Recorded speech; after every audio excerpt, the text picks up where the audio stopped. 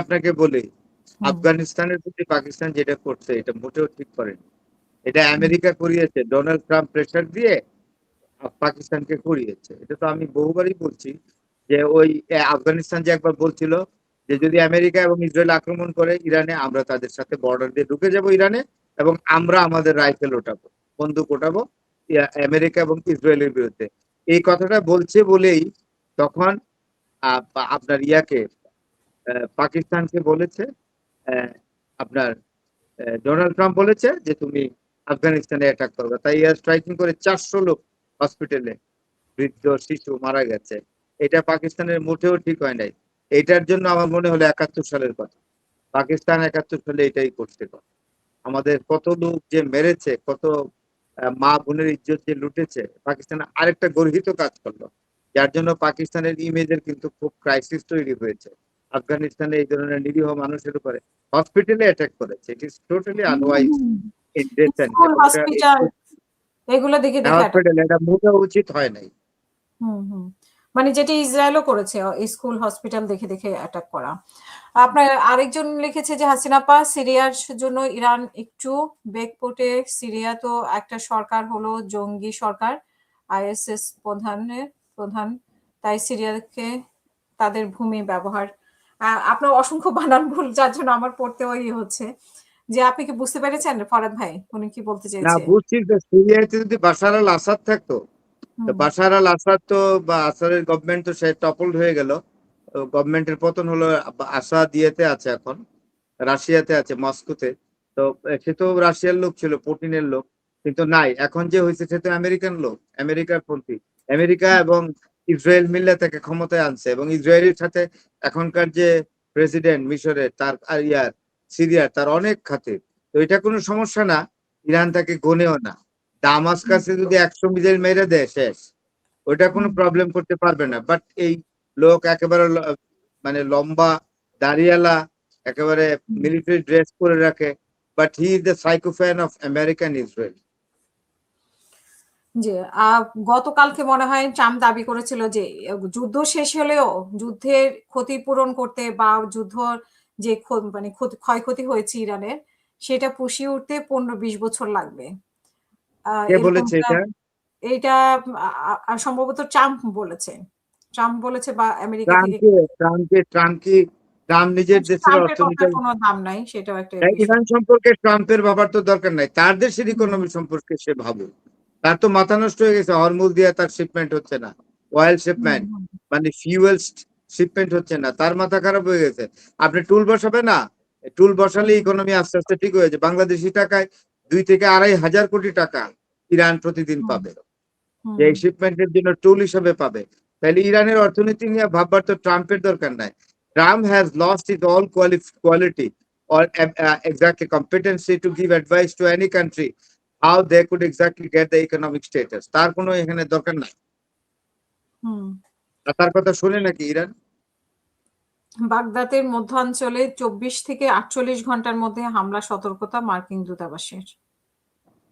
এগুলো 24 থেকে এগুলো নেই, বরং ইরান উল্টা সতর্কতা করেছে, হুম, ইসরায়েলকে বলে দিয়েছে এবং আমেরিকাকেও বলে দিয়েছে। তারা একটা টাইম দিয়েছে যে আজকে বোধহয় রাত 8টার দিকে এই টাইম শেষ হবে, তখন ইসরায়েল ব্যাপক আক্রমণ শুরু করে দেবে মধ্যপ্রাচ্যে। কারণ মধ্যপ্রাচ্যের দেশগুলো গতকালকে যেমন ছিল না, সৌদি আরব, গতকালকে 8:30টায় ছিল না, মনে হয়। হ্যাঁ, গতকালকে গতকালকে না, আজকে হয়তোবা, আজকে রাত্র, হ্যাঁ, পার হয়ে গেছে, ক্রস করেছে। কারণ ওইটা সৌদি আরবের যে আপনার ফরেন মিনিস্টার, সে মানে আপনাকে, তিনি থ্রেট করেছেন ইরানকে। তো এটার পরিপ্রেক্ষিতে বলছে আমরা একদম ঘুরিয়ে দিব যদি একটা অ্যাটাক সৌদি আরব থেকে হয়। আর কুয়েতের উপর থেকে অ্যাটাক আসছে, তো তো আগে প্ল্যান ছিল আইআরজিসি ইয়াতে ঢুকবে, বাহরাইনে ঢুকবে, এবং আরব আমিরাতে ঢুকবে। এবার আরেকটা দেশ ইনক্লুড করছে, তারা কুয়েতেও ঢুকবে। এই 3টা দেশ দখল করে ওইখানকার যে মানে যেটাকে বলে উপকূলীয় অঞ্চল, এই 3টা দেশের আইআরজিসি কন্ট্রোলে নিবে।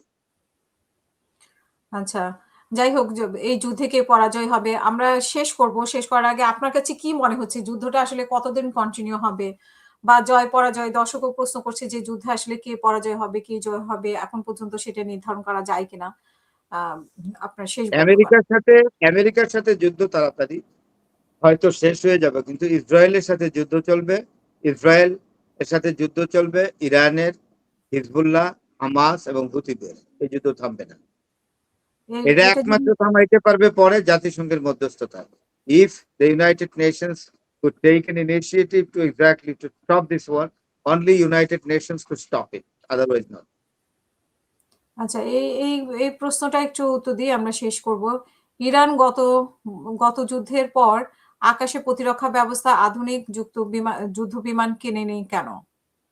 RS-300 না, দিয়ে এটা তো যিনি প্রশ্নটা করেছেন উনি বোধহয় এই যুদ্ধের গতি প্রকৃতিটা সম্পর্কে ওনাকে একটু ধারণা দেই।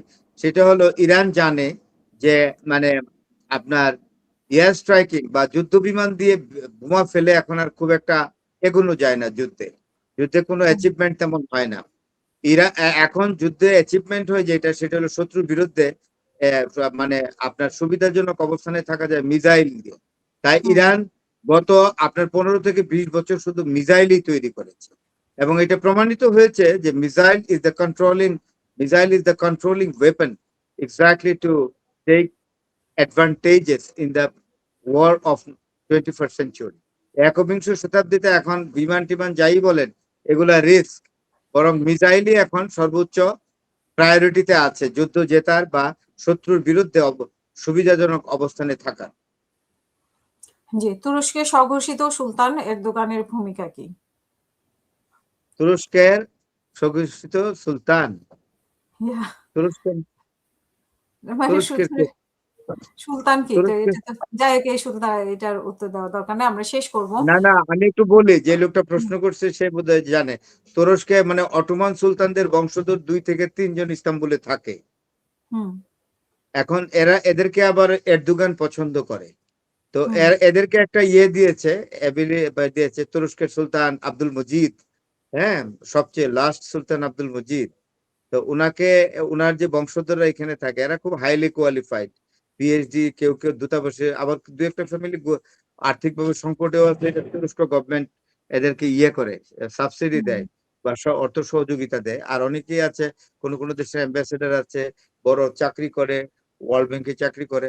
তাদের 2-4টা family, Sultan Abdul Majid the last Ottoman সুলতানের বংশধররা, তাদেরকে আপনার এই এরদোগান বলেছে, তুরস্কের প্রেসিডেন্ট, যে দেশের ক্রান্তি লগ্নে বা বিভিন্ন বিষয়ে জাতি বিশ্বের উপরে বা দেশের উপরে হুম, আপনারা মাঝে মধ্যে মন্তব্য করবেন, কিন্তু এর অর্থ স্বঘোষিত সুলতান না।